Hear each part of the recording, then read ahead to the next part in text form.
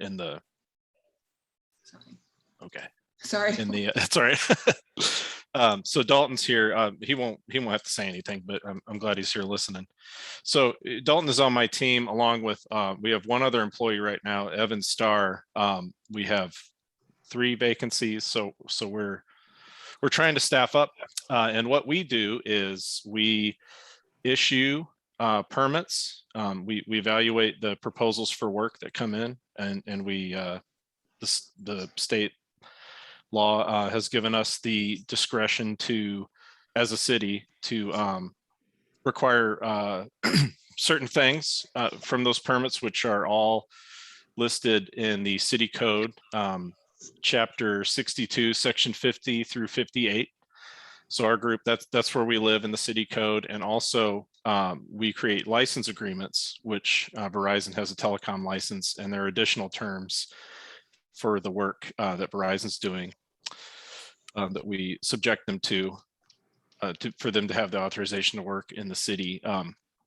If the, let's say Verizon, since this is the example in your neighborhood, proposes a plan that meets federal, state, city guidelines, we have a duty to issue that permit and allow them to work.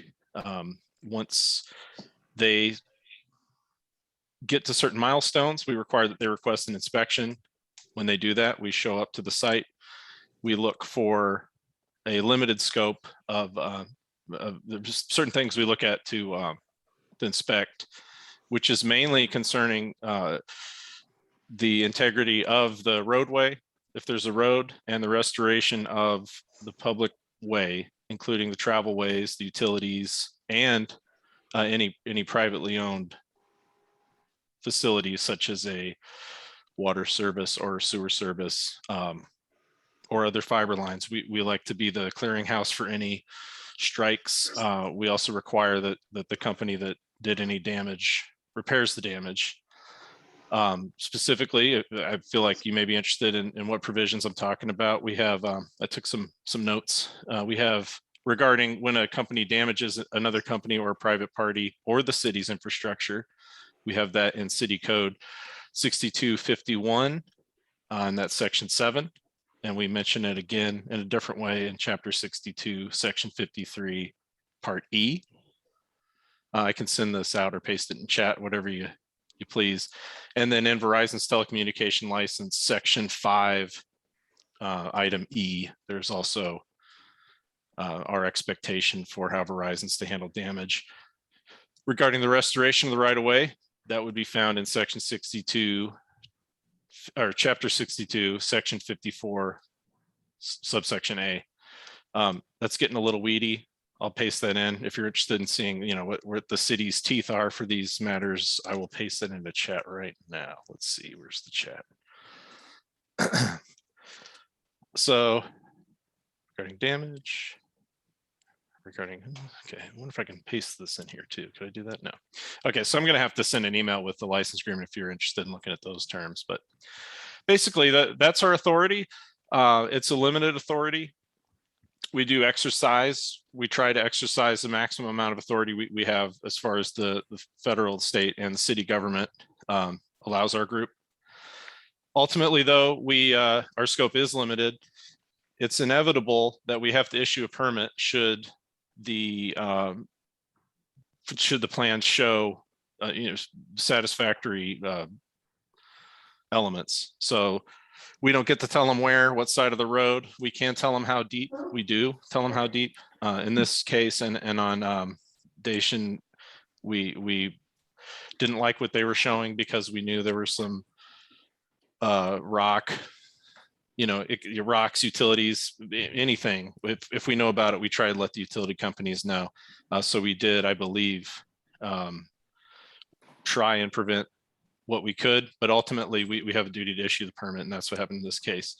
Now, we also, so that's the permitting side. We also are the inspection, the same group is in charge of inspections, but our inspection is really our scope is limited to the city's infrastructure, restoring the public way, and ensuring that parties that have done damage live up to their end of the deal as far as city code and their license agreement. Their license agreement you can think of as a contract with the city. We're allowing them to work subject to certain terms. Public work. If they violate those terms, they need to remedy it.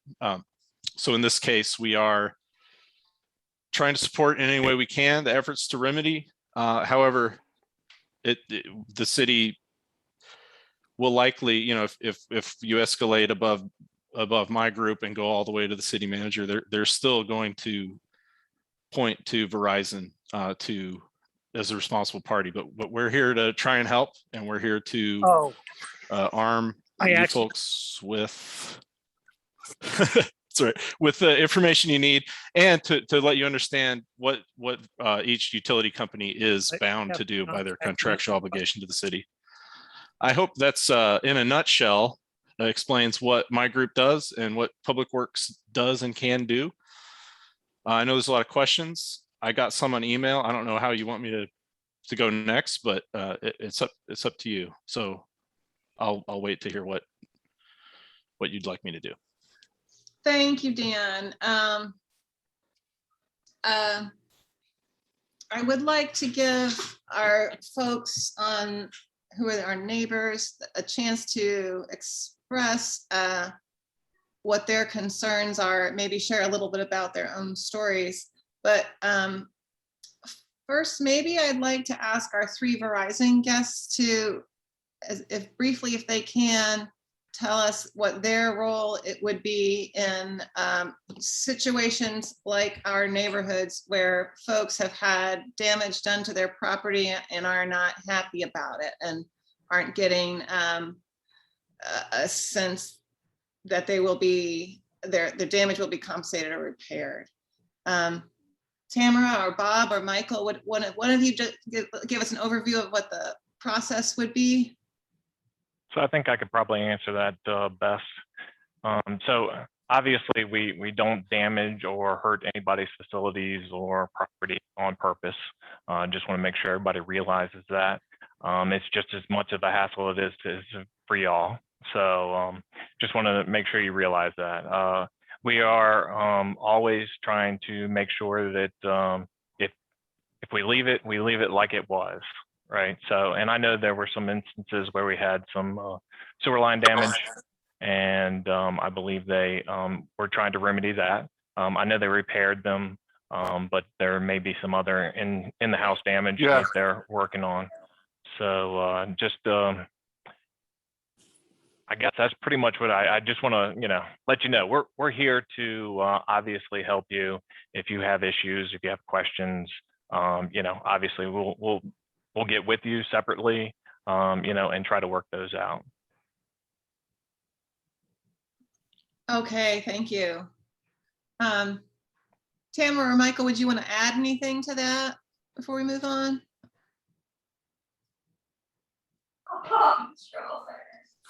Sure. So this is Michael Brandt. So my role for Verizon is I really am I work on both sides of the house. So on our fiber side as well as our wireless side. I collaborate with the cities and towns that we do business in, whether it be for our fiber infrastructure or our wireless infrastructure or both.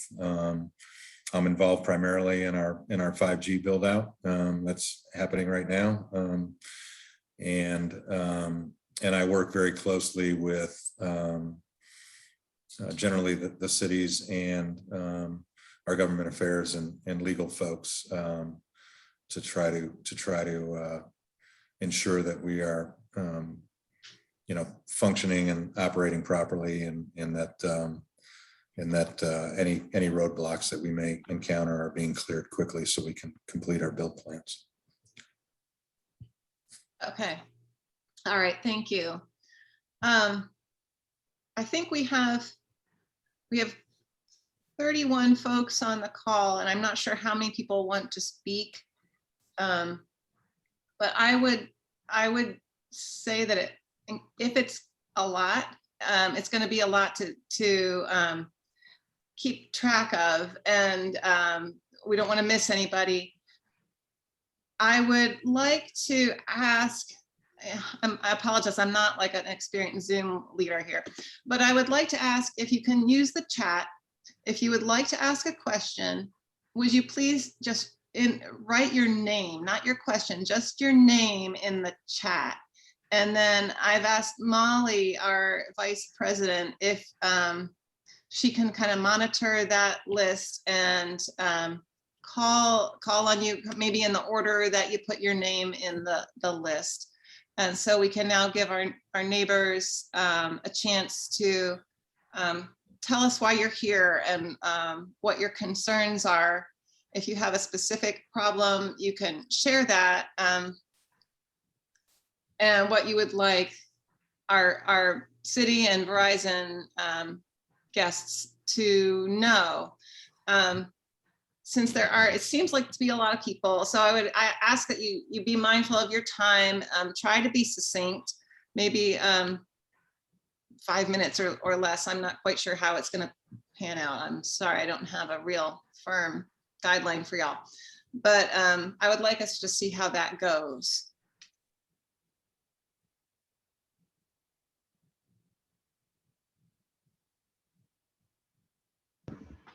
So far, we have just Jennifer Franklin signed up. Okay. So shall we start? Let's And I'll go. try to. Yeah, Jennifer, why don't you start, please? Thank you. Thanks, Molly. Hi, thank you all for being here and doing this, TPNA members, and I appreciate the Verizon folks being here to represent and speak to us today, as well as Dan, who I've had some contact with already. And I think, I just have so much to say in response already. I'm going to try to be brief, but first of all, this is literally the first contact I've had with anybody from Verizon. In our house, we were affected by the gas leak. We had to evacuate. We were affected by the AT&T line being cut. We could not work for an entire day, and we were both on deadlines. It was extremely stressful. We lost an entire day of work. And then on top of that, our sewer line was struck, and we were not notified of some of the warning signs of a sewer line being hit. Had we been notified properly, we would have, we would have been able to tell that there was a problem before we actually had raw sewage in our house. So there's a lot of different pieces to how this all went down, and there are different parties responsible for different things. But to hear somebody from Verizon, I forget your name already, but whoever it was that spoke first and said, we care and we're here and we care to make this right in some way and make sure that the damage is taken care of. I literally have had nobody from Verizon contact me to apologize or in any way show me that they were interested in making this right from the moment our sewer line was hit until now. So that's very frustrating. Today, I learned that Alpha Utility, who is the subcontractor on the job, that had, they basically allowed their insurance company to handling the damage of our, payment for all the expenses that we've incurred and more that we're probably likely to incur because we need to now replace our sewer pipe and then redo the landscaping that we just did. And so I was just informed that the insurance company is not covering a dime. So I have yet to see a single dime from anybody for all that we've experienced so far. That's all I'm going to say for now. It's astounding.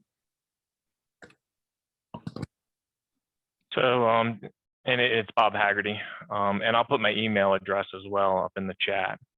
So we use subcontractors, which, I don't know if anybody uses subcontractors out there, but you do realize that they have responsibility on their side as well. So they were handling the issue, or at least I thought they were handling the issue. So what we can do is I can put my email address in here. You can contact me and we'll make sure that you're getting taken care of. What does that mean, handle? Can we define what handling means? Because handling is such a vague term and there's a lot of different expenses that we've incurred now and will incur. I- So I need a I'm- little clarity. I understand. You're assuming I know all of the details. I do not. I apologize. This was a quick call. We found out yesterday, so we obviously are here to try to support. So like I said, I can get you an email address, and then we can work together to find out how the best way to resolve your issues are. I've heard that before from your contractor, Globe Communications, and they passed the buck to Alpha Utilities, and now Alpha Utilities is passing the buck to the city. So somebody's, it can't just be finger pointing. Somebody's got to take responsibility and pay for the damage and fix it. I understand your frustration, but you have to realize that I have to work with them to get this done. So all I can ask is that you be patient. Trust me. I give you my information, and we'll work together to get through it. And hey, this is Adam McClellan, one of the board members. Given that this is an issue of neighborhood interest, would Verizon be willing to commit to reporting back to the neighborhood on I know there are certain personal details that you're not going to want to share based on individual claims and experiences, but if you would be willing to report back on the overall status of some of these issues, I think that would be helpful too, just to make sure there's that sort of broader accountability going. Yeah, so what we've done in other neighborhoods, if we've had issues, and just so you know, your neighborhood is a little special because you're sitting on top of rock. So there's not a lot of room in the right of way, and you can't go deep. So that has made your neighborhood a little more difficult. We're spending much more time than probably you would like, probably we would like as well. So I just want you to know that's kind of what the deal is here. We don't run into this that often, but when we have, we've had somebody come out, a Verizon employee. We can ride out with y'all. We can meet y'all individually, however you want to handle it, and just so that you'll have a Verizon contact to work with as well. I'm going to go ahead and interject, if I may. Jennifer, the onus is clear that they need to take care of you. I mean, it's in those two city code provisions and in their license agreement with the city. I'm very disappointed to hear that Alpha attempted to put the responsibility on us. Well, you didn't mark the sewer lines, so it's easy for them to do that. Well, but we do tell anybody working in Durham that those private lines we're not going to mark. That's not my department's decision. This isn't passing the buck, but as a city, we decided what's happening. I mean, I mean, I don't want to. I understand, but the city, they're saying you didn't mark the lines, and therefore they couldn't have done their job well, and they did the best that they could, and they did everything. That's Alpha. That sounds like Alpha, what Alpha would say, and credit to them for trying to get out of paying for something, but that's not going to fly. It doesn't matter. We could mark them incorrectly. If they see out there that there's a water meter, but we've marked it 3 feet to the, up the road from the water meter, they have the responsibility to do their due diligence. They would see the water meter was there and the service was marked incorrectly. That's totally on them. But I understand they're the subcontractor. They don't want to pay for anything. But that's not going to fly. I mean, I didn't even ask for this work. I didn't hire any of these people, so I have no recourse, right? If somebody has got to be and ensuring that the damage is taken care of. So who is that person? It's Verizon. They have an agreement with us. In fact, they have an agreement to indemnify us if it got to that level. So even if unless it was gross negligence on the city's part, the city is not going to be responsible. Verizon's agreed to be responsible and agreed to indemnify us. So what if Alpha doesn't want to pay? That's between Verizon and Alpha, but ultimately Verizon holds the license and Verizon's responsible. Verizon response? Yes. They know that. I'm not telling them anything they don't know. I'm not trying to get in an argument here. They understand that. So it's just a matter of I think that's what I said, right? Yeah, it is. I said I'm not Okay. I'm not trying to get All right. confrontational with you. It's just to clear it up. The city has a responsibility to its residents, right? But the responsibility to do the work and to shell out, anything beyond the work that needs to get done is on the license holder. If I sound a little testy, it's just because the subcontractors try this all the time.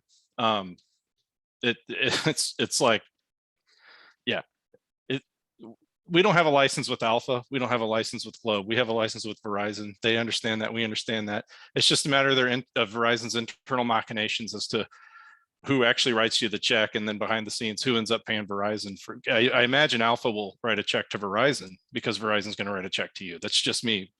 In my experience, that's what's happened with all these other strikes like this. Hopefully this discussion is helpful to other people who have been affected or may be affected. I don't want to take up a lot of time talking about something that's very particular in my situation. The last thing I want to say that I think does relate to everybody is nobody on my block got any notification of any of this work, and any notification that I've heard of in our neighborhood was notification from a company called Globe Communications that nobody had ever heard of. So it kind of was like, it felt like an advertisement. I think it was perceived as, I don't even know what this is about. Yeah. And I don't know anybody on my block who got any notification at all, but one person in the entire neighborhood that I know of got notification, and it was from Globe Communications and not Verizon. So how is it that I'm now hearing that we can hold Verizon responsible for covering the costs of any and all damage caused by this, and that they're ultimately responsible for that, when their name isn't even on the notification in the first place? That's very misleading. It is, but I mean, I'll grant you that. There's what happened in this case is you probably got notification from Globe, and then they realized they were going to have to change what they were going to do because of the rock, and so they went away for a while, and then they didn't re-notify you, and so they were counting on that original notice from months ago. I personally, and everyone on my block, we got no notification whatsoever. Well, and I believe you, because that doesn't always happen either. Again, I've talked with Google, Verizon, AT&T. There's a lot of players in this, and they all have the same problem, and it's the notification. They're either doing it too early, or they're not doing it conspicuously enough, or they're not putting who's doing what work. It's not. No, this they is didn't do it at all. I can promise you they didn't do it at all. Or they didn't do it at all. And they need to be accountable. And if they're not incentivized to do that by having there be fines or consequences that mean something to them, they're not going to do it. Period. We did just shut Google down for 3 weeks for that reason. I know it doesn't help you any, but. So that was one. I don't think residents in my neighborhood and other neighborhoods who have been affected by all these cable installations going badly, I'm not sure that anybody's really assured that any of this is happening properly unless we receive some kind of notice from the city saying, going forward, this is what we are going to do. This is what you can expect. And then therefore, when it doesn't happen, we know who to notify and say it hasn't happened. There need to be consequences. Yeah, I'll tell you, Jennifer, that we are looking into some city code revisions that would give us would put a fine in there for not notifying, which we hope would impel the Globes and Alphas of the world to take pictures, to really make their notification. Usually it's a door hanger, to make it very conspicuous, very detailed, specific, and document that they actually did it. We're looking into that and a variety of other things, because we too are not seeing it happen effectively. It could be happening. I mean, they may be putting hangers out, or they may not be. But either way, the residents aren't getting the notification they need, and that they're required to get by the city code. Well, So, can I quickly suggest something? Can we throw this into two separate topics? Because there's one is the sort of, okay, how do we do things better going forward? And Dan, it sounds like the city has taken some steps to make sure that happens. But then there's some things where, okay, so the stuff that's happened previously, I mean, for us on Englewood Avenue, we lost a day of internet, which was a serious headache, but not in the grand scheme of things. It's the sort of thing that happens. Jennifer's example of having raw sewage back up into her home, that's something that is not a reasonable outcome of this kind of thing. And I don't know if other folks have had similar kinds of experiences. So I do want to make sure that we spend some time on this call being clear. Okay, so is Jennifer's case just the most extreme? Did other folks have similar things happen? And for those folks who have had these significant things happen, what can the city, Verizon, and Globe together do to make things right?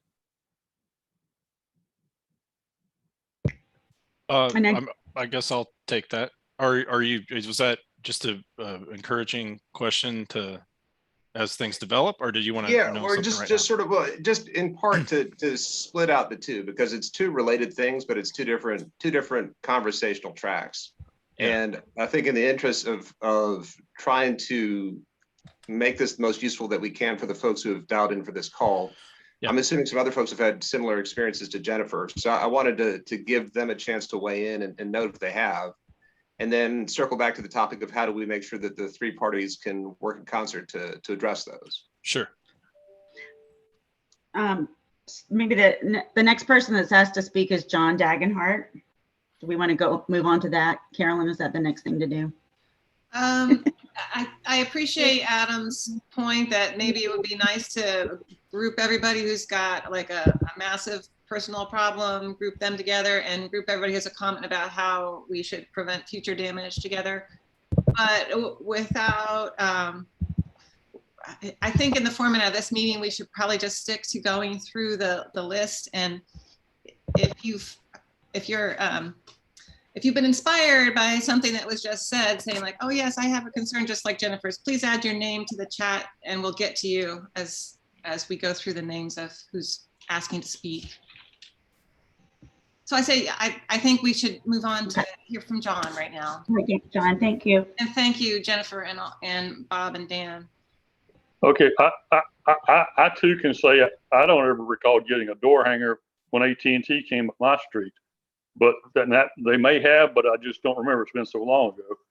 But it seems like to me that there's a disconnect between if there is a problem from a homeowner's standpoint to know the hierarchy of who to go to next if they're not satisfied.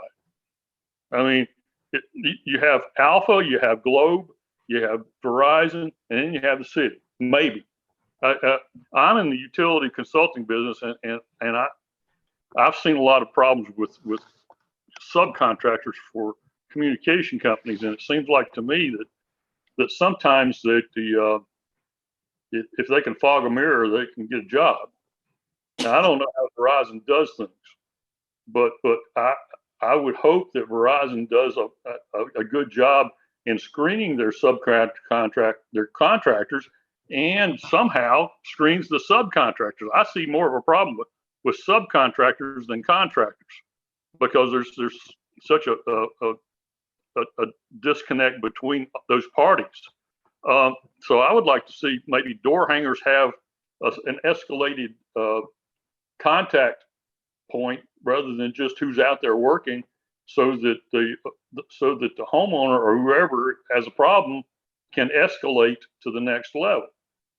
I've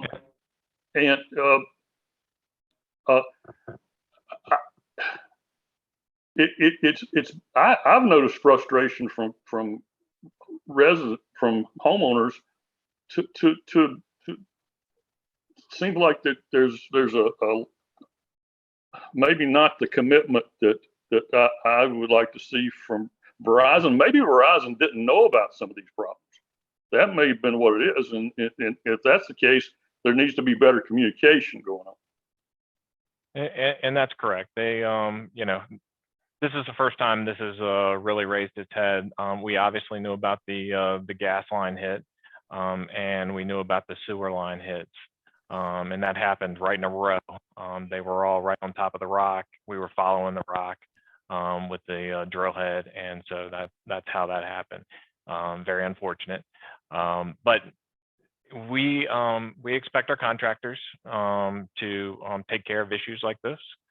When they can't be taken care of with the contractor, city officials know who to contact. And so hence why we are here tonight. And, I put my email address on there. So we will, we'll look at each individual as a separate case. But just so you know, Globe is one of the best contractors that I work with, to be truthful. I think your neighborhood is a little different, which has caused a lot of issues. But first question I asked them was, were you notified? Because if you were notified, that means that you knew who to call, right? You knew Globe had a 800 number on there, and you knew who to call to get resolution. I'm a little shocked here and listening, saying that nobody was notified. So that is something I will take up with the contractor and verify to make sure that they are doing that in the future. I had a question. I heard you made the comment about finding a lot of rock. and that the rock is fairly close to the surface. Does that mean that well, you can't directional bore through rock, can you? Well, you can for short distances, right? It's very difficult to, and it depends on the type of rock as well, right? Rock, yeah. Yeah. So there are places that you can and can't. So what it is, your vein is like 3 feet down, and it's required that we stay 3 feet down. Well, that's what everybody does, right? So everybody is right on top of this rock, right at the right of way. And it makes for a very crowded area. So that's why your neighborhood's a little special on that part. And we're having the issues that we are. Just so you know as well, we have 2 more sections that we have to drill, and that will tidy up 2021 work that's required. I don't know of any in 2022 yet for sure. Those sites always change depending on Verizon Wireless and their needs. So, you know, we're 98% done in your neighborhood. Now, that is my part, the buried part. There may be poles that need to be replaced. You know, others may replace it for us, say the power company or AT&T. So there'll still be some more work that needs to be done, but the boring part is almost complete for 2021. Okay, that brings up a question. It seems like if you're having problems with rock and maybe even other utilities, that you should consider doing open trenching, because that gives you the opportunity to actually see what's in the ground.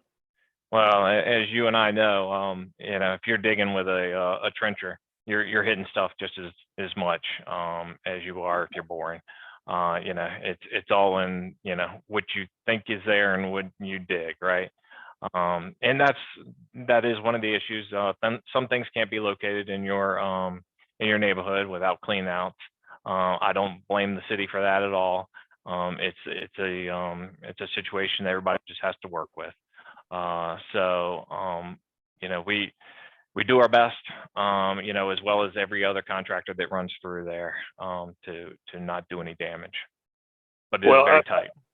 Yeah, I assume that you have representatives that do field visits to these contractors and subcontractors to see how they're getting along with things. Absolutely. Okay, well, that's good to hear, because I just don't know what you do and don't do, and I would hate to think that you're just letting them go and not coming out and seeing what they're doing occasionally. Oh no, we check on them regularly. Okay. John, I have 2 tidbits to add. On Dacian, we did have them bore lower and lower and lower. I think they ended up having to go about 30 or 40 feet to get under the rock. I don't know if that informed the decision. 30, 40 feet? Yeah. Oh my God. I don't know if that informed the decision to ride on top of the rock this time or not. And the other thing I want to let you know is regarding the I forgot your other question you guys were talking about, but the I'm talking about escalation and people knowing who to contact if you have to escalate. Oh, that is what. Okay, so that is the city's responsibility. If you call us and ask us, you know, or tell us about something, we'll get you to the right party. It sounds like we didn't do a good job of that with Jennifer. I apologize, Jennifer. We should have put you in touch with Verizon right away. I don't know why they put you in touch with Alpha. That doesn't make any sense to me. But I think the door hangers could iron that out if there was. Yeah, I agree. I'm taking notes here, and I'm gonna see that we push that effort forward a little. You know, as something that y'all are interested in. The other thing I wanted to tell you is that because of the gas explosion, there are only a few companies willing to actually do the drilling work now. So your subcontractor pool is much more limited than it was prior to the explosion. Just, yeah, I don't know if Verizon knows this or not, but those subs of subs, for example, Alpha or Speedies, there's only a handful of them now because the other ones got kind of scared off. So that's another issue with those subs, is it's an expertise that few have, and it's getting fewer because of the risk associated with that kind of work. Well, and it's going to get riskier as you get more utilities in the ground. Absolutely. Yeah, that's why, at the city, we're rooting for, and this shouldn't be offensive to Verizon at all, but we're rooting for the 5G, right? The wireless stuff, just sticking on top of a pole and forget about doing anything underground. I know they have a 5G arm, so. You do realize that's what we're doing right now with the Yes. fiber. It's feeding the 5G, so Yeah. that we don't have to do any more digging. Yeah. Yes. So we're rooting for it. Right on. I got you. Me Yeah, too. but I'm sorry to interject. This is Jared, a resident. And let's be clear, like 5G stuff's going, it's like a web and they only can go, what, 500 feet? I mean, it's a lot of underground boring for 5G. Yeah. I get that it's less than street than door to, lot to And lot. a lot of but, antenna locations too. A lot of antenna locations.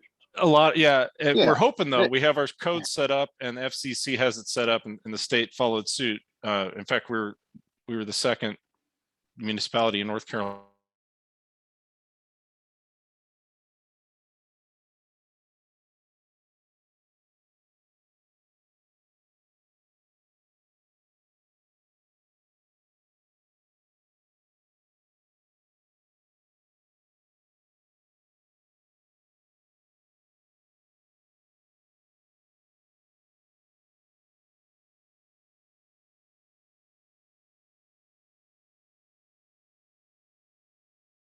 We were evacuated in the gas leak.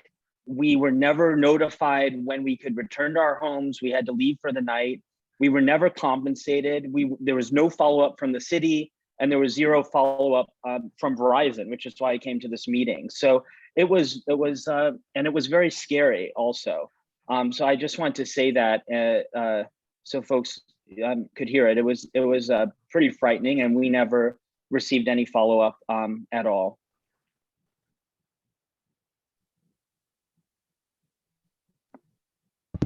Dan, would that be something Sorry. that the city should have, like who? This goes back to that hierarchy. I was trying to unmute. Sorry about that. Yeah, with the fire, actually the fire department probably should have told you you could have moved back in, but that's the problem with our silo, is that, I've just told you that the fire department should have let you know you go back in. Verizon should have checked the sewer laterals because our water management department made that rule. I'm probably eventually going to direct you to public relations later if you want to do a public records request. I mean, we're so siloed that it is difficult to figure out who to talk to about what. Our group tries to be the bridge. So, you're telling me this now. I just took a note on it that, we need to have a better coordinated effort as a city. But it's hard because, we're such a big city and we have I think we have just under 3,000 employees and 20 something departments. It's, I'm sure you just getting the Zooming together was an effort.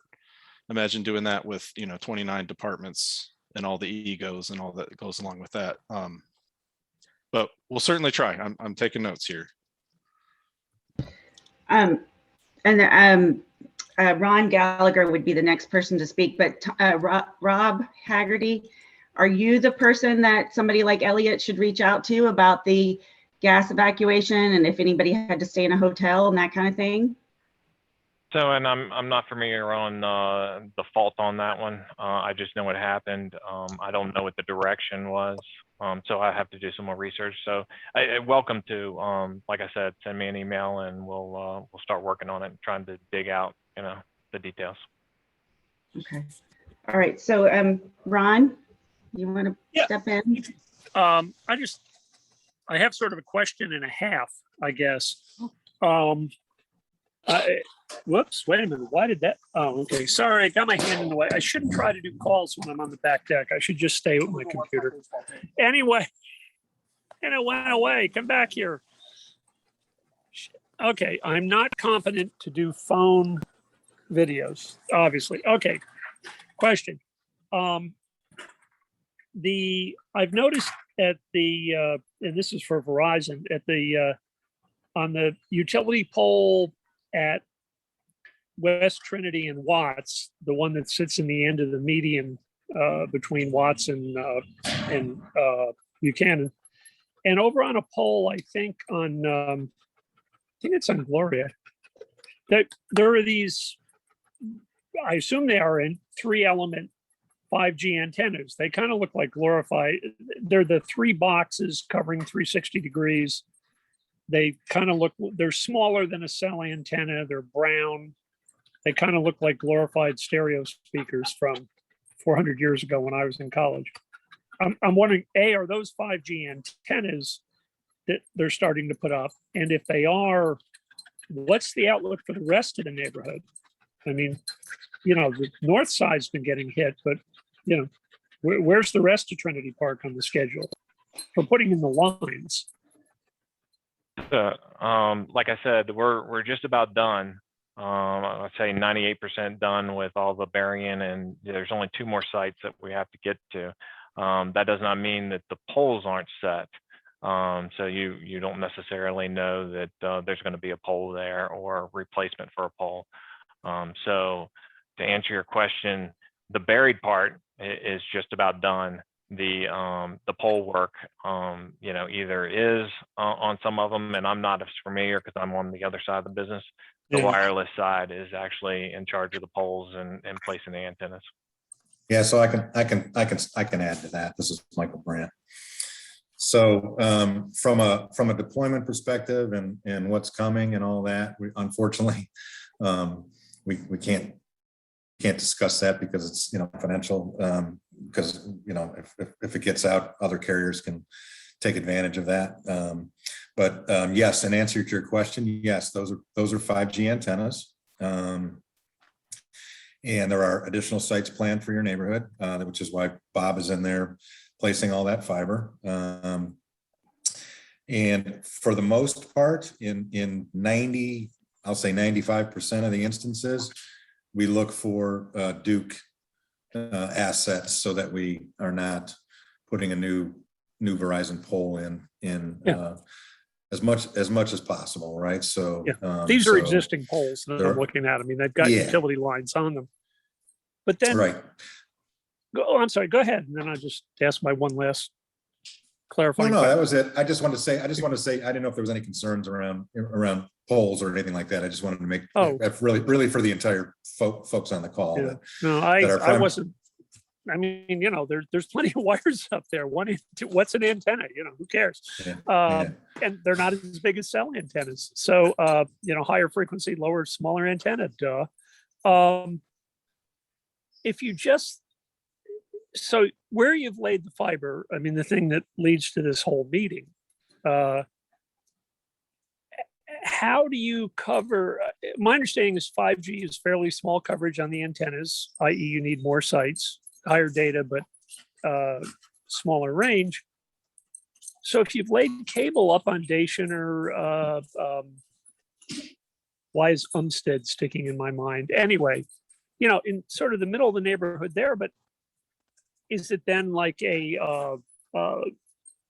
you know, a home, you know, multi-layer cell network? How do you serve those antennas when you're blocks from them? Why don't you have to lay more cable down here? Or does that violate technology confidentiality? No, I mean, so our network is designed in polygons. I can share that information with you. So, and polygons are determined by, you know, RF tools that, you know, you need a doctorate degree to figure out,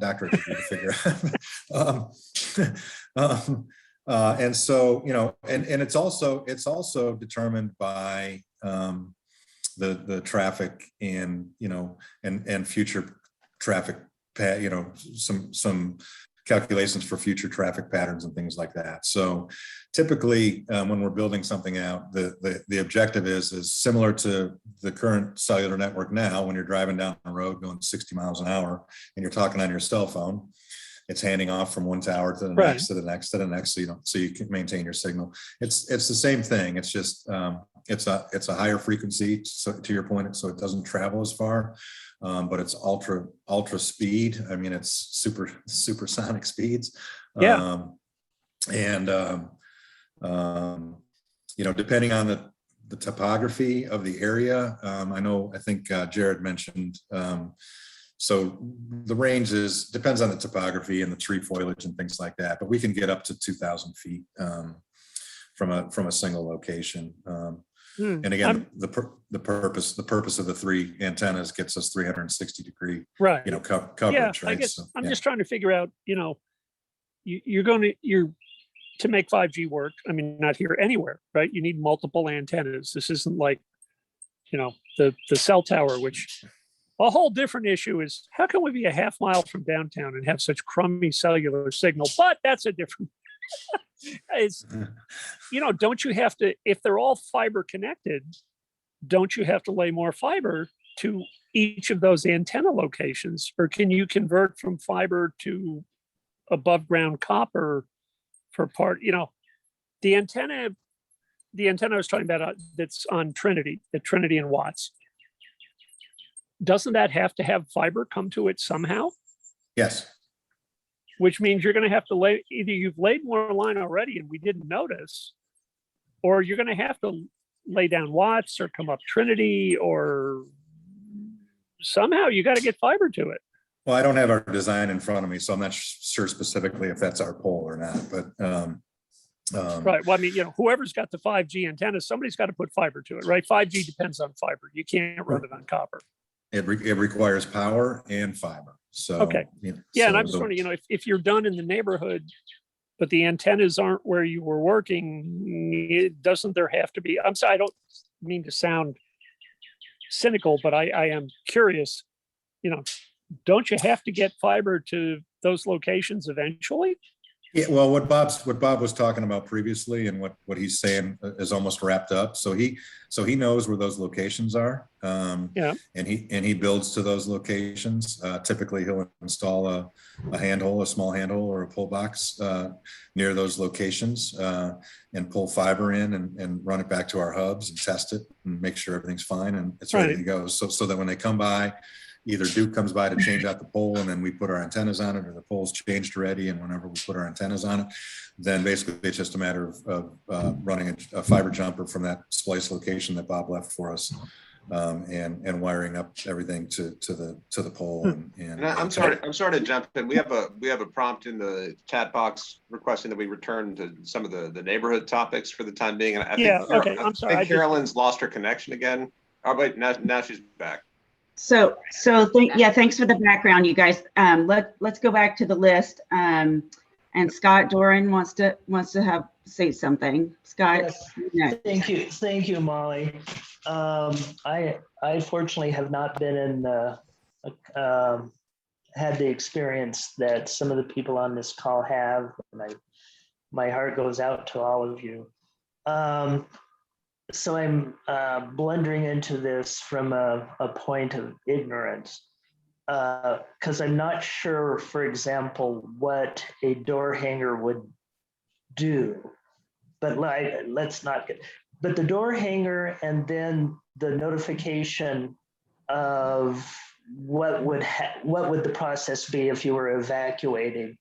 I mean, those are both communication issues. And it seems to me that communication comes down to responsibility. And responsibility, I would think, would lie with the person who has the contract with the city.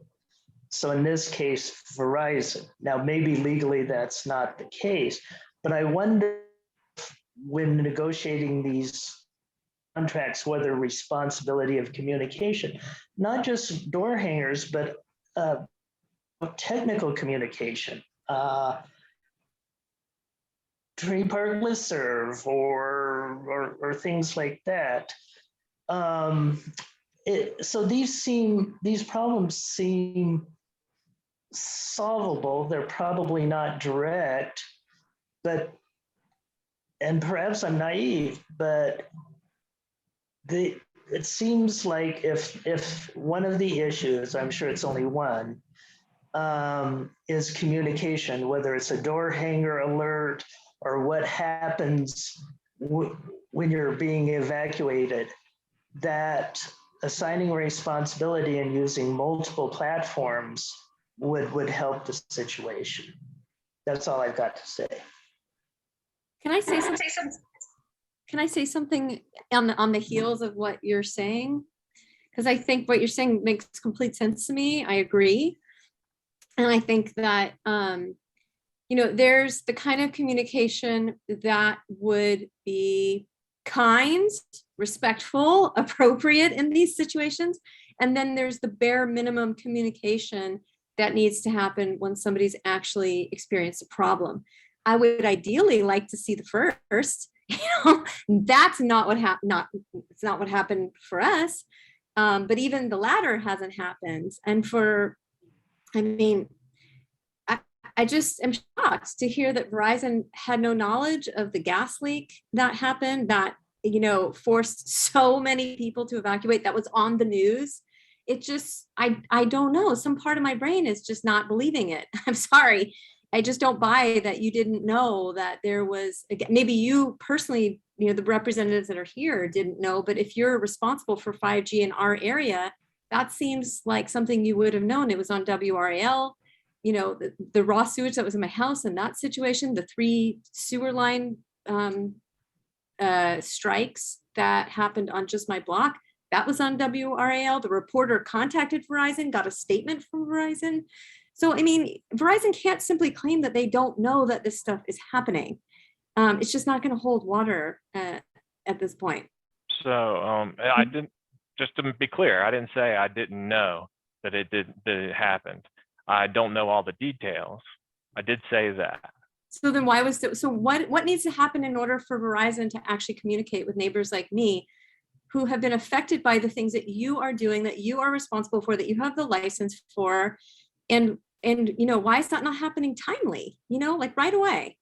So it is the subcontractor's responsibility to take care of you if they do any damages. So you just said the opposite. The city is saying that you have the license, so ultimately it's your responsibility. Hold on. It's the contract that we have with them. It's their responsibility to take care of it.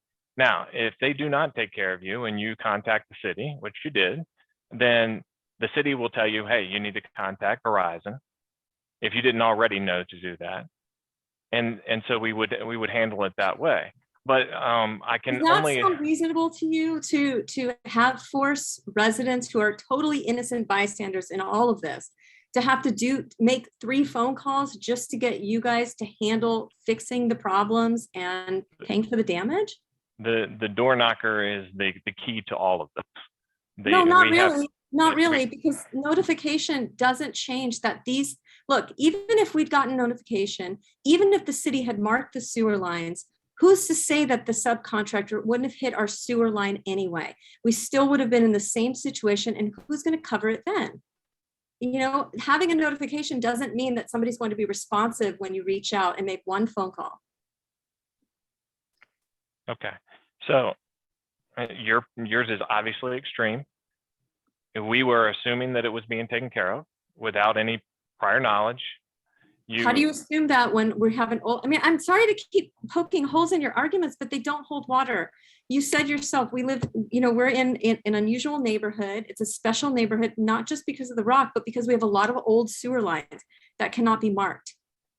So what then? Maybe in the interest of getting to a better resolution than you've had so far, Jennifer, let's let Rob finish what he's saying and see if there's anything different substantively, and maybe we can circle back to it, because I think, you know, part of the underlying point is you've dealt with a lot of damage that has not been acknowledged or addressed, and that should change, right? Part of it's more than that. It's that there's a real accountability issue here, and I think that's becoming very clear in this meeting.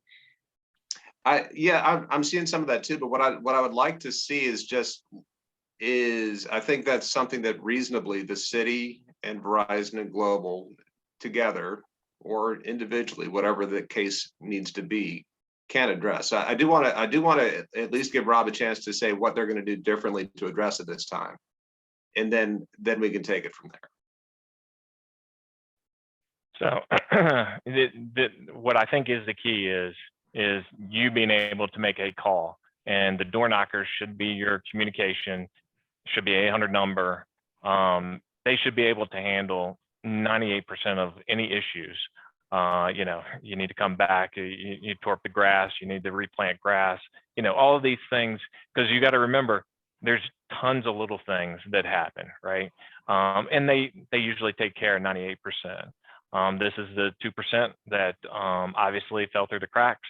I understand it is very frustrating. I can only imagine being in your shoes, but I am offering to help out to try to get that resolved. I mean, I'm not sure where else I can go with that. I'd like to say one last thing, even in response to that. I, as a homeowner, and I'm sure other people agree with me, we don't want you guys fixing problems for us. I'd like to hire my landscaper to fix landscaping problems that you guys create. I'd like to hire my plumber to fix problems that you guys created. I don't think anybody wants you, like, you know, the subcontractor on my job or whatever, on our property, it was a subcontractor that ended up patching, you know, they created the problem, then they patched it up without even having a licensed plumber fix. So if you're leaving it to them to fix these kinds of problems and that's the way they're going to do it, that's not going to fly. Here again, I'm offering you to get in contact with me.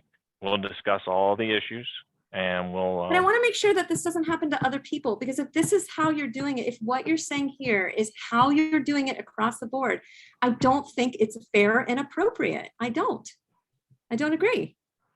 And I'm sure from your perspective, you're absolutely correct. 98% everybody else is perfectly happy. I don't know that they are actually. I have two neighbors that are not wanting to, you know, they don't want to deal with it because they're tired. They're, you know, they've been worn down by the pandemic. They, you know, they know that they're up against, you know, deep pockets with lawyers and whatnot, and they're not stupid. You know, so a lot of people, they're not happy with what you're doing. They're just not going to fight you because they don't have the energy for it. And you know it. And I think you're capitalizing on it. And I'm not, you know, I'm just not going to let it Hey, slide. Jennifer, this is Michael Brandt. That's an unfair statement. And I think we're going to end the conversation here and let some other people talk. Okay. Bob Haggerty offered for you to reach out to him. You can choose to reach out to him or choose not to. We're putting in tens of thousands of miles of fiber across the country. There are problems that come up. We take care of our problems and we are accountable. Okay. So I would appreciate it if you kept your opinions to yourself. And I know you're frustrated, but we will take care of it. We did, hold up. Michael, we're all frustrated, but we are here to share what we have experienced and what we're thinking. So we'll manage the meeting and you can tell yourself. I'll try to jump in and get people and let somebody else speak. So Tom, okay. Bob, are you saying that you are the person who people can reach out to if they have Verizon problems? And are you, if these door hangers were put on, what number would be on there? I think that one thing that's still confusing is the hierarchy of how to get somebody to address concerns in a timely manner when they happen. So for your neighborhood, you have my information, right? For anybody outside of your neighborhood, you're welcome to share it. You know, it is not my job really to handle those. I'm offering that out. I have a whole nother set of job responsibilities, but so the door knockers will resolve 98% of your issues. You know, you get a hold of Globe. Remember, you're dealing with a subcontractor and then the contractor. Contractor is Globe. And I talk to them weekly, if not multiple times in a week. And so, you know, I will make sure I ask questions and make sure that we're not having any issues out there in the future. But most of the problems can be handled by them with no doubt. And we do it day in and day out. Now, if there's an extreme case and you're not getting what you need, you're welcome to contact me now that y'all know that I'm available, or the city knows who they can contact as well. And hence why they got the person that works for me, Alan Roberts, that contact information. And so, you know, hence we're here tonight. So, you know, they're quick avenues, right? You know, you can talk to the city at any time and they know who's working in the right of way, and they can make sure that we respond. So when you say it's not your job, are you saying it's not your personal, like that's not your role within Verizon? Correct. Yeah. But then, so is there another contact person at Verizon that would be more appropriate for a first reach out or? So I'm here tonight.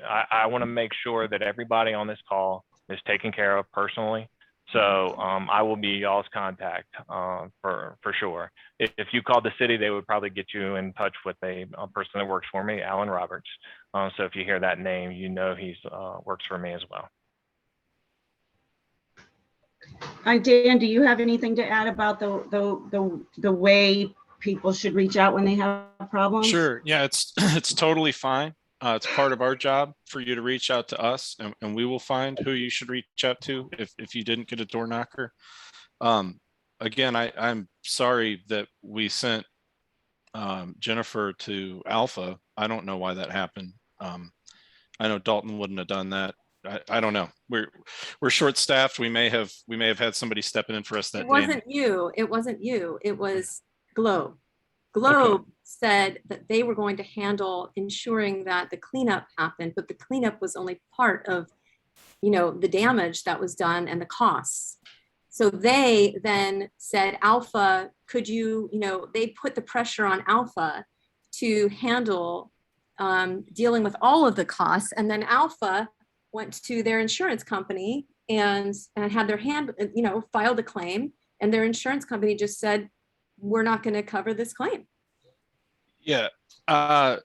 That's all inside baseball to me. I don't really know how all that works. I just know we would point you at Verizon, and we would expect to hear back from you and Verizon saying the matter was settled. How all of it works on the inside, Bob or Robert, I don't mean to call you informally. I heard you introduce as Bob, but I see as Robert. Either one works. Okay. That's good. Bob was saying, their internal contract with Globe and Alpha, they have, those subs have commitments that they made to Verizon that, we're not allowed to, frankly, nor do we want to be involved in those dealings. All we want to hear is from you and Verizon that the matter's settled. So I was gonna.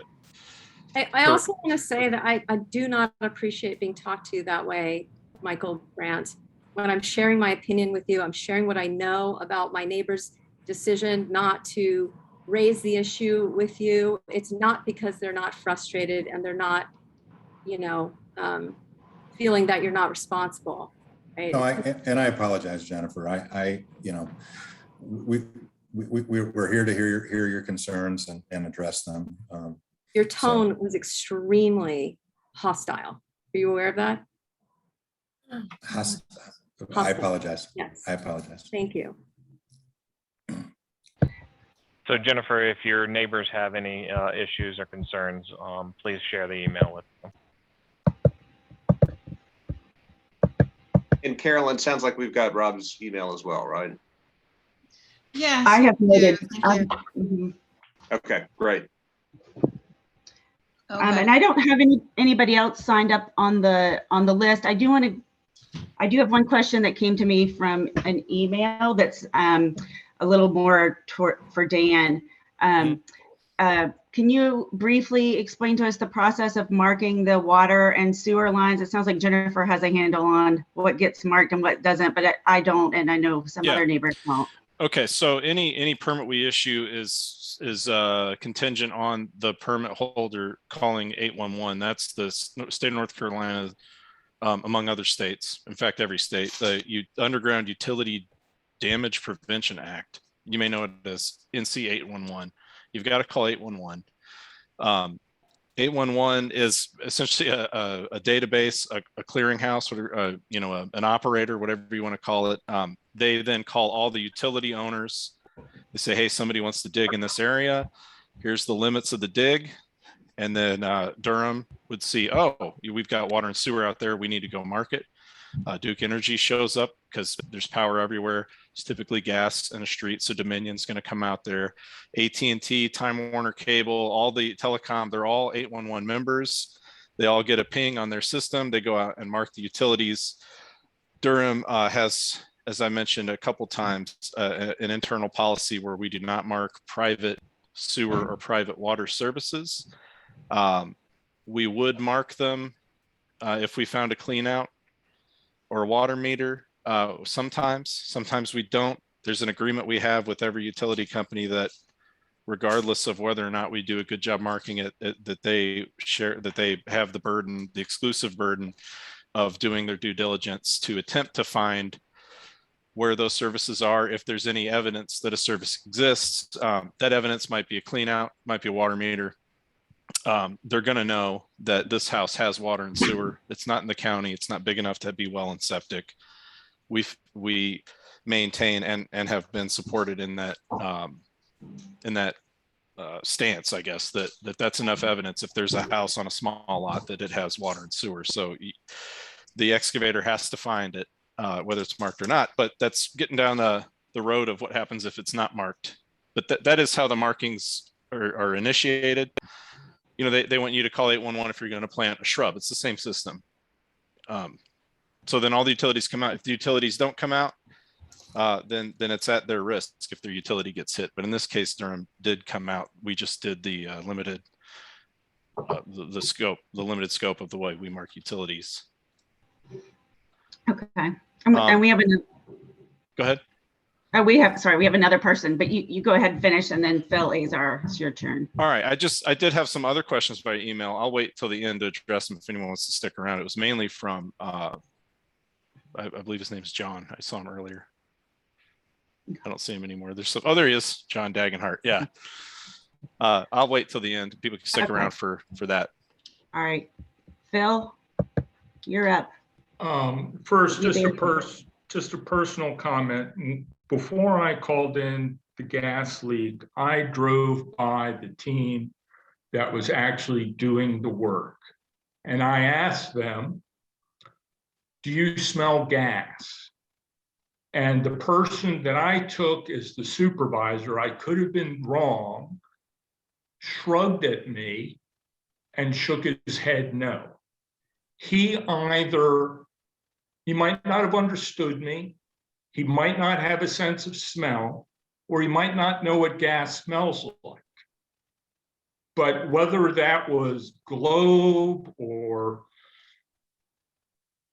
somebody else, I don't know. But if that's the A team, I'm concerned about the other teams. Philip, I was told that was Globe and that it was not Alpha Utilities that was actually the sub on at that time, because the team that was the sub at that time was fired and Okay. Alpha Utilities took over after that team. But it was Globe Communications as far as I know. And I was told that by the contractor. The second thing is on communications.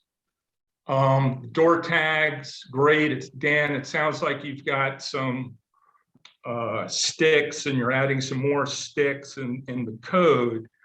I don't think a door tag by itself has enough landscape on it. I would suggest that the city also have a frequently asked questions, that somehow the door tag points to a city page that has frequently asked questions about the right of way generally. Most of us think that it's actually our property, whatever. And it contains this hierarchy, and it contains whatever other, maybe links to these agreements or whatever. And I hope the city doesn't renew licenses for companies that aren't responsive or their subs aren't responsive. But anyhow, I just wanted to throw that out as something that might be a worthwhile thing to look at going forward. And then for the Verizon people on the call, I'd like to say, I've worked in corporate America. It's not easy. Thank you for showing up. Thank you for agreeing to be recorded and introducing yourself. That's good news. I was also hoping that it's not the be all and end all, but if you would give your titles, because sometimes that's indicative of how seriously a corporation is taking something, or at least how high up the internal hierarchy an issue has gotten. I can do the city part first, the city questions. I'll just say that you mentioned, and I'm glad to hear you say this, because I'm trying to get an outreach, like an information campaign going that would involve a website, I'm happy to hear you say that would be interested in it, because it's going to be a big effort. And I'd like to know that, you know, before we get into it, that they're going to be consumers of it. So thank you for sharing that. We would put the information you're talking about. What is the right of way? You know, what does it mean for somebody to have a license? What is it? What is a permit? How long do they last? All those things. I think we need to get out there in front, because our reactive regime, our reactive approach is not, I don't think, doing the residents the justice they need. As far as this, we need to get in front of them, do something proactive. So again, glad to hear you say that. I think I heard you said you wanted some more notification. Can I just ask, would that look like, you know, what we do for rezonings, like a sign? Or No, not necessarily that, but neither the web page nor the door tag are going to be enough. The door tag needs to say where the web page is. okay, I understand now. So that there's a linkage, and if you can even get that, you know, a little interactive, so that there's another gas evacuation, people know to check back. But I don't want to get into like the whole design. Okay, no, I just, thank you. That linkage. Okay, I believe that's what you wanted to hear from, or you wanted the elements you wanted to talk about for the city. I'll let Verizon step in. So I think the only thing you were looking for from me was my title. Title is Senior Manager, Outside Plant. Pretty simple. I have all of North Carolina except for Charlotte, and I also have part of Tennessee, most of Tennessee right now. So hopefully I have enough power to help y'all get some resolution.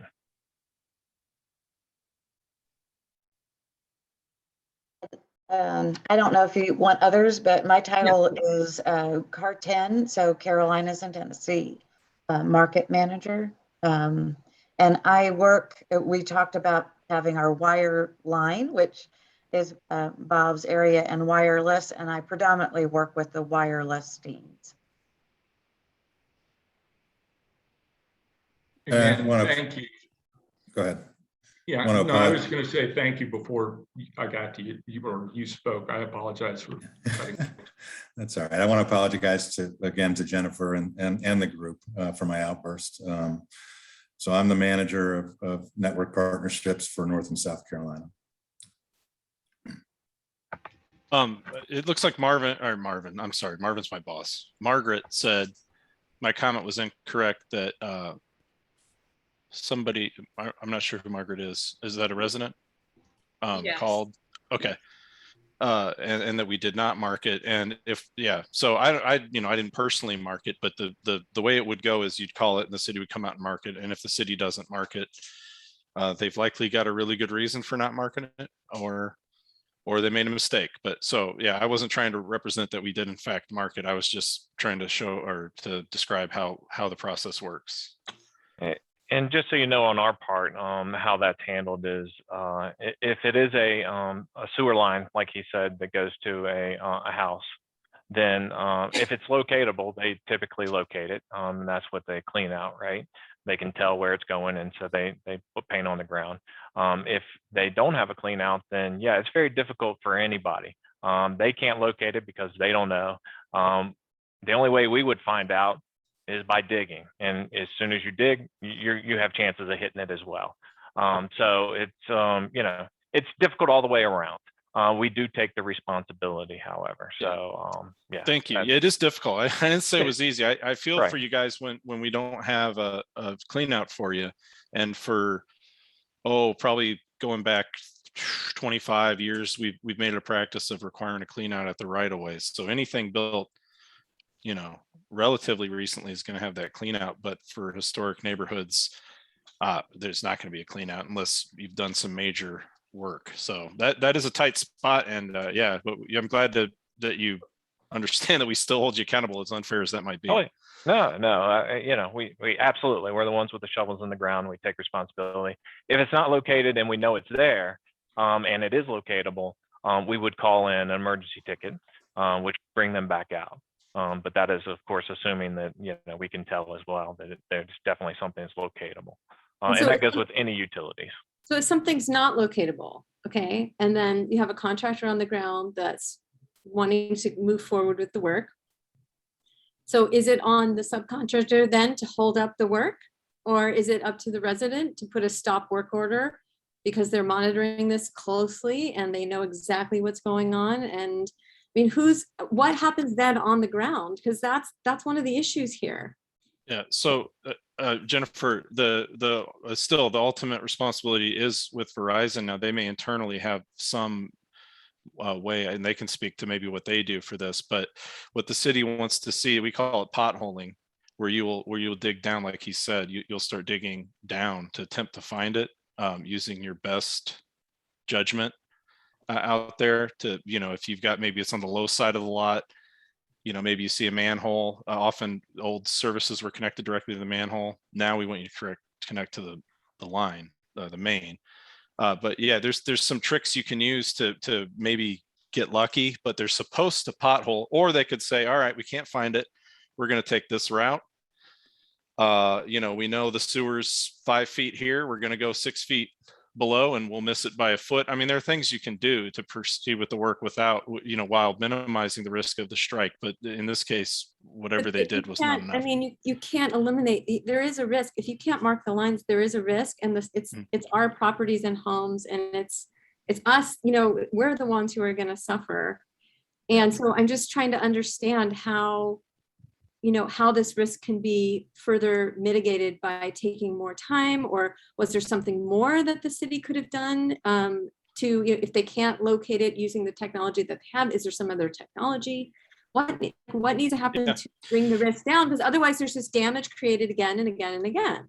These are great questions. It's outside my expertise as far as what we could do for the sewer lateral to be able to mark that. I know there's like tracer wire we could put in. Again, I hate to say it, but that's a larger issue. We'd have to bring in our water and sewer department, water management. But there are ideas out there. I'd like to jump in here. First of all, thank you, Dan and Jennifer and everybody who has chimed in. I think we've heard from all the neighbors that wish to share something about this, and it seems to have distilled into, we want to know how folks who have damage can get that damage fixed. And I think, Bob, you've put yourself out there as a point person for individual problems. And then the remaining issue is that we want to see what we can do to fix the process. This sort of thing doesn't happen again. I think a lot of the comments tonight have highlighted where there's been a failure of the processes that are in place.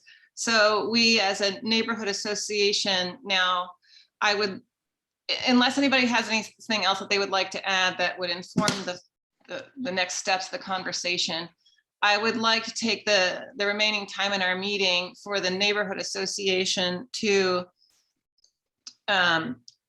decide what we would like to do. We had talked about creating a resolution that would succinctly state what our concerns are and what we would like. And this resolution, as we have drafted it, was intended to highlight our concerns to the city and ask the city to basically have more diligent supervision of people who are doing work in the city right of ways. And I'm not sure that that's exactly how we want to, if the draft will be adequate, but I would like to discuss that now. Does anybody have anything else to add before we get into that type of conversation? May I just ask, I did get questions from John and from Jennifer that I emailed them. Would they like me to? You did mention that, yeah. Would you like to hear that? Were you satisfied with that response, or would you like me to share that with your neighbors as well? Dan, I didn't get an email response. Oh, to my question. I didn't get it. I didn't get a response to my last email to you with my many counter arguments about why things, but basically advocating for massive change when it comes to the notification process. And I made a lot of suggestions and poked a lot of holes in arguments that don't make sense to me. Yeah. And Well, I think the way to do that is what you're about to do, to draft a resolution, involve the city council. And well, I would probably try to involve the city manager's office first. I would hope that you could say that staff had the information for you and pointed you at the responsible party, but that you would, moving forward, like to see some changes made. But we're working in the background. If there's something, you want brought to the forefront and spoken about, then I would contact them. If you're not satisfied with the pace or the content of staff's work on what we're going to try to do with our information campaign and our, I'm taking some notes on what we need to be doing with notification.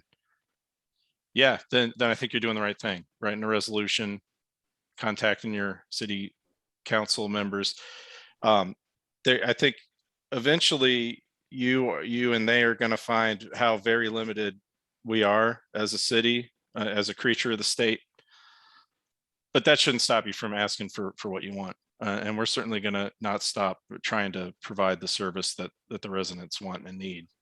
We may end up, as we have before, getting state legislatured out of our powers. No offense to the utility companies present here, but last time we tried to do something strong, we lost our ability to charge a fee. We tried to get a contract to have some more oversight. We're going to pay a local firm, Kimley Horn, $3 million to do our permitting and inspections for Google and AT&T, and we're going to pay for that by increasing the fees. And then the state legislature said we could no longer charge a fee, so we lost that battle. But we're still trying innovative ways, low budget ways. We're trying to do stuff. But as far as, I don't have a great answer for your second email, but the first email, I hope equipped you with some information that you found useful. John, I think we covered a lot of what you had asked. Do you want me to get into your questions, or you want me to just handle that offline? No, just take a look at the email again, and if there's some, I think there might be one or two areas you didn't cover, and I think that could be handled with a return email. Okay, I'll try sending it again. Okay, thanks. Okay, that takes care of my business then. If y'all are satisfied, I'll. Okay, right. Go ahead. I'd like to ask one more question of you, Dan, because you didn't respond to this in my email, which is, is there some way that residents could have the power to put a stop work order on their properties if things are not being handled appropriately? Okay, yeah, so they have no authorization to work on your property. So I take what you're asking is, can you stop them from working in the public way abutting your property? Is that what you're asking? Well, I don't know. I just know a stop work order was placed by the city on my property to prevent Alpha Utilities to continue, and Globe Communications to stop. Okay, yeah. Stop work at a certain point, but it took raw sewage coming to my house for that to happen. All right, let me, hopefully I can give you the digest version. So the stop work order we would place on the company or companies for all their work citywide, right? We don't give them any authority to enter into your property, right? If they're working on your private property, that's another matter you're gonna have to take up with Verizon. But if they're working in the public way in front of your property, right, the right of way, we can stop them from working there, in that we're stopping them working from everywhere until they remedy whatever it is that is warranted the stop work order. If you, so in my situation, could you see the city giving a little more power to the people to prevent these things from happening in the future by placing a stop work order? I'm just like, I could see us trying. I don't think we have the authority to do that, because the city itself can only issue stop work order in limited circumstances, right? So, I mean, could those limited circumstances be given to these companies, Verizon, any other telecom company that's doing public work, right? That wasn't ordered by residents, to immediately place a stop work order as one of the consequences of not giving proper notification, for example, or not having the sewer lines marked and giving residents an opportunity to place a stop work order so that they can contact the city and find out why it wasn't marked. I mean, just some time, like basically giving residents some kind of power when we have none in these situations, which is what's so frustrating. So the power you do have would be to ask us to do it, and we would do it. However, we have a menu, right? If they haven't done this or this, we can issue stop work order. And what it sounds like, what you would like is for us to seek and be granted the authority to issue a stop work order for lack of notification. And that we could add to the city code. I mean, I would like the city to really think about what protections they can put in place for residents, giving residents the power to issue, to contact one person at the city. They know exactly, first of all, they give a notification of who to contact, and certain protocols need to be followed that residents are notified of. They need to do this, that, the other. If they do not do that, you have grounds to place a stop work order. Please contact this person. We will immediately place a stop work order. And that is part of the agreement that the city then makes with Verizon or whoever gets the license to ensure that they follow these protocols and they understand the consequences. And residents are given the same notification that they understand that they have some kind of power to stop or to, put a timeout on so that they have time to make sure protocols are followed properly when these other parties are not. Right. I think we could get to where we could effectively do what you want. However, I don't think it would be the resident issuing the stop work order. I think it would have to be the city, because that's fine. It doesn't matter whether it's the city or the residents, but the residents need to know that they can contact the city, and the city needs to be immediately responsive. That's the other problem we're hearing today, is that they're not coming out. Honestly, there was somebody from the city that came out once the sewer line had been struck. Actually, I think the city came out before I knew my sewer line had been struck, but it had already been struck.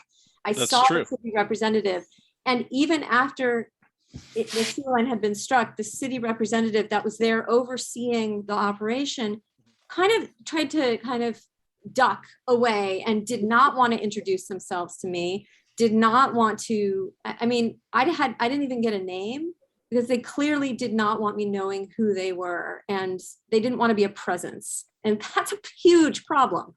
Yeah. Yeah. I know that our crew talked to talked to Globe, and Globe ended up talking to our water management folks, which is probably the person you saw. I've got lots of notes. I'm going to try and see what I can do. We edit the city code from time to time. It's not as big of a deal. So we may be able to. I just needed to go on record and say all this, because it was so egregious what happened, and so many different things went wrong that should not have had to go wrong. Yeah, I'm sorry you had to deal with that. And I hope something good comes out of it. I hope we get a little more sensible and proactive process out of this.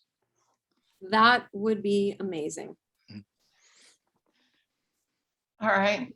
Thank you again, Dan, and thank you, Jennifer, for your persistence and speaking on behalf of, you're not the only one who's had the really bad sewage problem.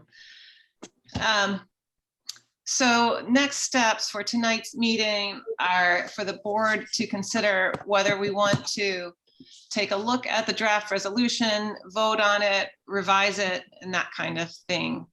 And I'm not exactly sure what the best way to do this is. I have the resolution that I can share on screen. All board members have seen it already. It's a little bit much to see on screen, and I'm not sure if all our guests will want to stay and be part of this. You're certainly welcome to. But so board members, please chime in. I am going to share my screen and show you the resolution. We can look at it and see if we have a motion to pass it, or if we want to take some more time to wordsmith it later, either at this meeting or later, I suppose.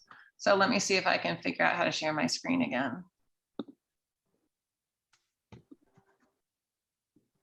This is Dan. I'll stay on the call at the end of the meeting, but I will turn my microphone off and mute. Thanks, Dan. All right, I'm getting close. I'm getting very close.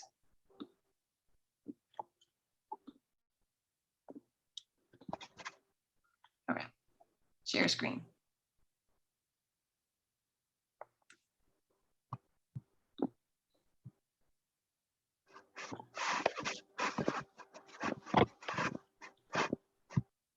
Can y'all see that?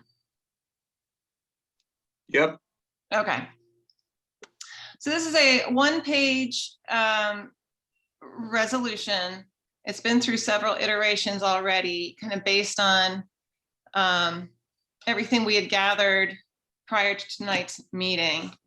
I'm going to leave it up here. I would like ask that you read it. I'll leave it up here for a minute and then I'll scroll down so you can see the rest. And I'd like to open it up for conversation.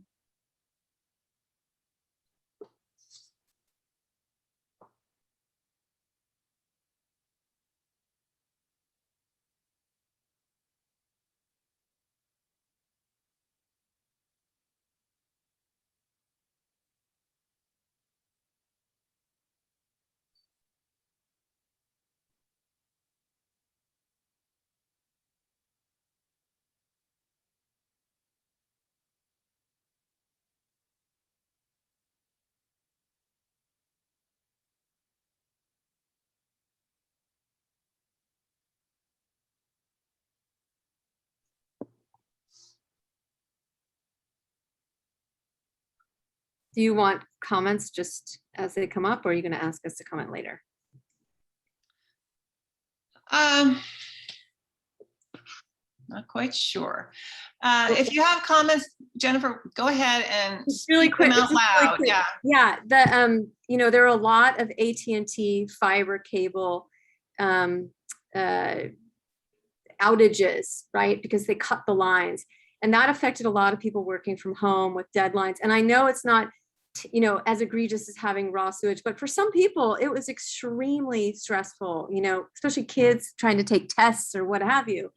So, I mean, that needs to be included in the letter because there was no mention of that, whether it was AT&T or they cut some other telecom line.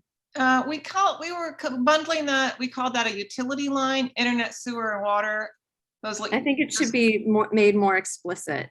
You know, you can say other utility lines like, you know, AT&T or other telecom lines that interfered with normal work activities. Okay.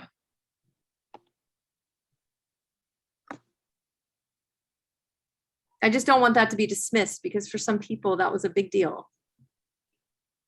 Yes.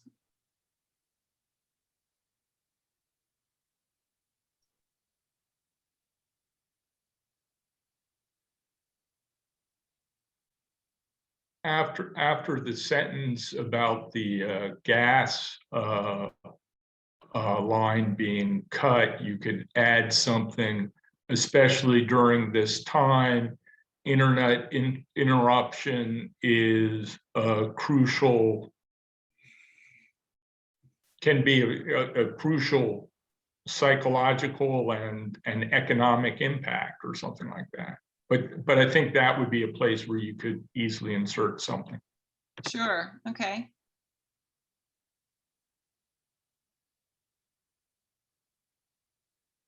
Would you be willing to scroll down again so we can see the bottom of the letter? Yeah. Thank you.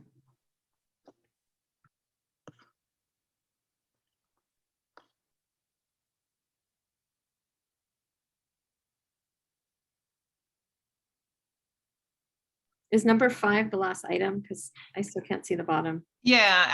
After number 5, it's just the signature. Okay.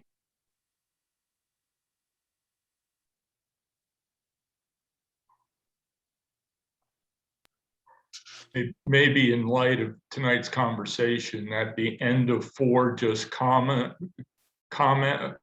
and review all communication practices. Okay.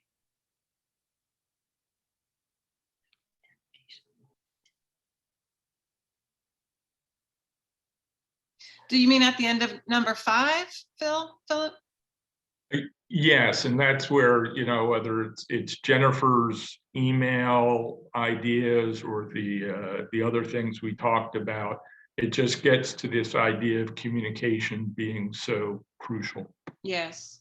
I think you need to use the word notification, that there needs to be appropriate notification prior to the work starting and proper channels of communication throughout the work.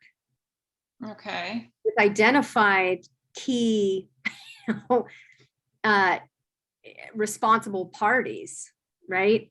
Because it's not just that they're saying there's an 800 number, there needs to be somebody on the other end of that line that's going to be responsive and going to have some kind of authority to do something about the different things happening.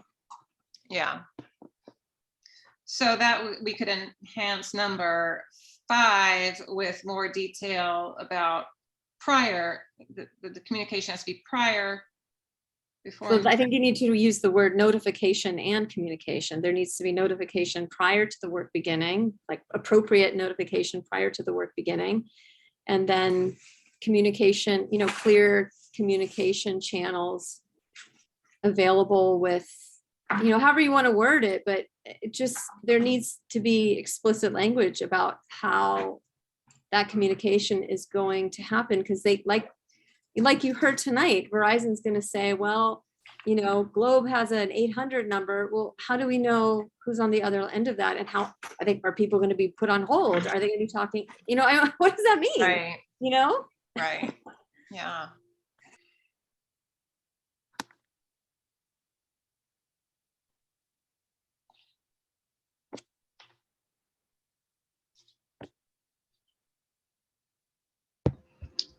Any other Carolyn? thoughts? I just sent some suggested language if you want to look at it or throw it out. And so did I, Carolyn, in the chat. Do a chat. Okay, great. Yeah. Molly has some suggested language about the loss of internet, and Philip has some suggested language about the communications. That's good.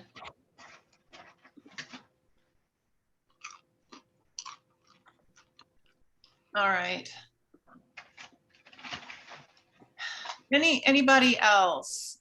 And is this, if there's no more wordsmithing suggestions, is this with a few additions, is this something that we feel is about ready to send on to the city manager and city council as a resolution that we could pass tonight? I think so. Okay.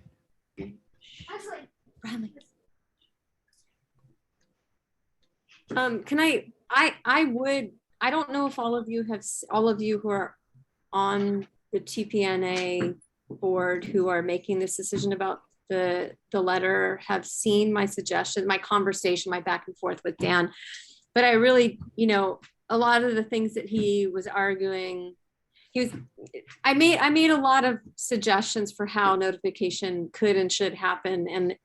And I think that they're very reasonable and very, doable. And I don't know how, do you want, it sounds like you don't want to get into the details of that in this email, but I also, you can say, well, we want prior notification, and they'll say, okay, we'll just put the door hangers on. So there needs to be some accountability around exactly what's going to happen in that notification, when it's going to happen, and all the information that needs to go in that. And I've outlined all of that in my emails with DeDreana, and I think Carolyn was in on that too. But yeah, I just want to make sure that it just doesn't get kind of like. No, I hear you. I hear you. I mean? It's very detailed. Right. So yeah, I think our attempt was to make it comprehensive but not detailed. Right. And but you can reference me if you want to, or you can reference something like Dan and Jennifer Franklin had a conversation about the information that would be appropriate for the notification, and you can something, but Yeah. just not to leave it at that and put a period there and expect that just because you have prior notification that you're actually getting appropriate notification. Carolyn, I have a suggestion, Jennifer, this might address your concerns. Two things. One, Dan made a whereas suggestion for the board's consideration, but one way to do it is when you do the transmittal letter of the resolution, if you want, you could also transmit a copy of Jennifer's email to City Council with a statement. Here are some of the suggestions one of the Trinity Park resident came up with. Even if you don't agree with all of the comments, they illustrate the need to revisit the type of notification that's being given. And that way the board doesn't need to review and endorse all of Jennifer's comments in their entirety. Yeah, that sounds like a good idea. Philip, you probably have more experience communicating via resolution than I do. And if anybody else has suggestions of what type of provisions or statements we can make in a resolution to give it a little more oomph, I'm open to that. Well, and certainly we can put anything in the, I assume I'll be sending a cover letter or an email to City Council and the people that we address this to, along with this resolution as an attachment. So I can include more things in that. Yeah, I think typically what you do is you send a physical letter, the physical copy of the resolution, and then if there's an additional enclosure, enclose that, and then you do the same thing by email. You use actual paper? That's what I did. I hand delivered it. Wow. Okay. I think you're safer actually mailing it, but Okay. I don't know. That's the way it's traditionally. Okay. Yeah. Especially if there are attachments. Okay. Yeah. So I'm hearing a few additions, and maybe the first paragraph about the utility, the internet downtime being more significant than we've implied, and a little bit more emphasis on prior notification and proper communication with a chain of command type of information, somehow working that into point number 5. And then we can include some specifics about our desires for better communication as an attachment or an enclosure with the resolution in the communication as it's sent to City Council and others. Yeah, and Dan or staff can either be thanked in the resolution or the cover letter. Okay. As the president sees appropriate and the board sees appropriate. Say that again, Philip. As the president and or board sees appropriate. To thank Dan one way or another. As you may think appropriate. Yeah, gotcha. And then make sure you check the chat comments, Carolyn, because Dan made a suggestion as well that I'm not sure if you got it. Okay, I hadn't been looking at the chat. Carolyn, I've copied the this last little bit of the chat so that we have it when we're cleaning up the resolution. I see what he's saying. Yes. So we will add a point. We don't really have we're not using the word whereas, but the section that he's referring to is the first couple paragraphs, I guess, right? Mm-hmm. Yeah. Okay, so we'll work something in there about how we had a meeting tonight and Dan came and his presence was very much appreciated. Those are 3 substantive edits I see. Anybody else?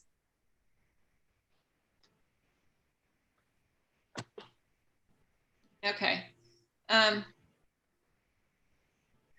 So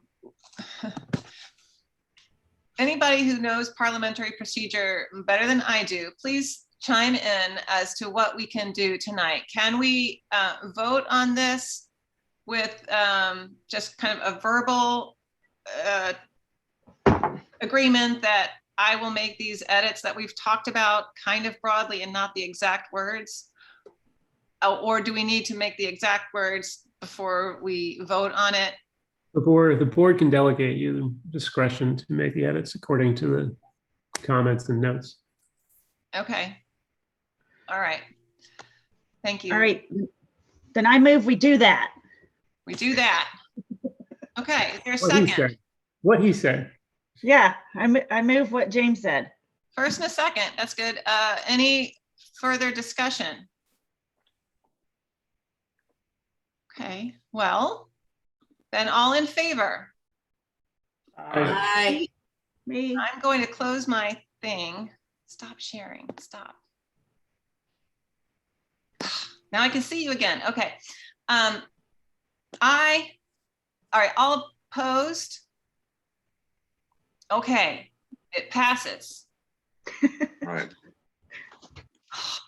All right, so I will do that, and then we will send that, and that will be that.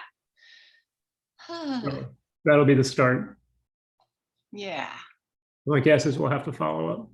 Yeah, okay, so beyond sending this resolution, is there anything else we want to talk about tonight in terms of what we need to do to follow up? Well, Dan, what would be appropriate for us to be able to follow up with what changes are made to the communication tags, et cetera, et cetera, et cetera? The things Jennifer's been talking about. Can you hear me okay? Yep. Yeah. Turn my video off. Let me get my video back on. I kind of like the picture. Oh, did I have a picture? You have a picture, yeah. Oh, I wonder what it was. Let's see. Oh, was it my face? Yeah, okay. You were asking what the appropriate means to follow up.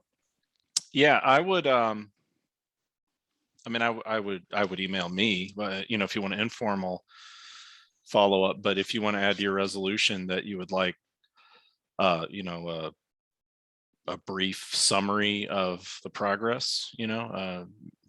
I think we do ask for a report, don't we, Karen? Okay. Yeah, that's good to do it the formal way, but informally, yeah. We asked for email me. a report of the findings of the city's review of its Yeah. supervising practices in a public meeting. We didn't ask for anybody to communicate with the board or with the listserv or anything like that.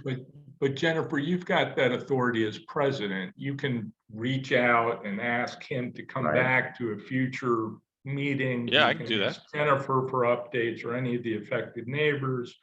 You can decide whether or not when you transmit it, we've discussed this a little bit before, but you can decide whether or not to CC Will Wilson at INC, because INC is looking at this issue as well.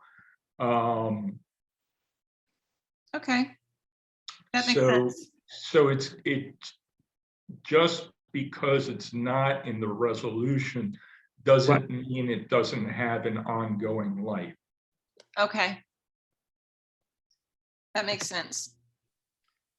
So yeah, invite me to your next one or two from now, or however you want. I can do that. You're welcome anytime, and we can give you a personal invitation too. Okay, Well, our great. next meeting is September, right? Or is it August? When's our We're next meeting in August. We August. are. We're not taking a month off. Well, anything. Well, we were going to, and then We were going to. the sidewalks started exploding. So And we got, will anything have happened between now and our next meeting, Dan? I mean, we're already on the what we're going to dedicate our time to. What limited time we had to put toward it was that campaign, the information campaign. So I imagine we would have some sort of draft of that by your next meeting. Okay. And ideally, I can plug a lot of this into that, kind of work on some of these things parallel. I'm going to have a strategy, you know, email going with my chain of command, see how they want to proceed, what we're going to decide our deliverables are internally. So I would at least have that by your next meeting. So I should have something to share by August. Okay, then I would, I'm not sure it requires a motion, but I would suggest that it would be appropriate to have Daniel come Okay, back to the August meeting. Yeah, just email me. I don't know what you need to do for Robert's Rules of Order, but go ahead and email me. I will email you. Thank you. Yep. Yeah. Okay. All right. Thank you all who have stayed this late. We have covered everything on the agenda. And Hey, I think we should end. all right. Tell me, do I need to I motion? move Does we anyone need close to the meeting. motion that?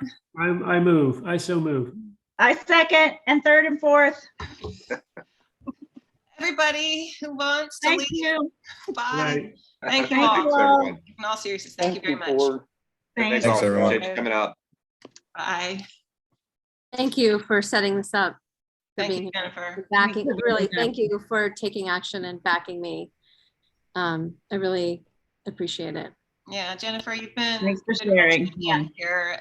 You didn't have to go to bat for anybody else, but you really did. So thank you. Thank you. And thank you, Dan.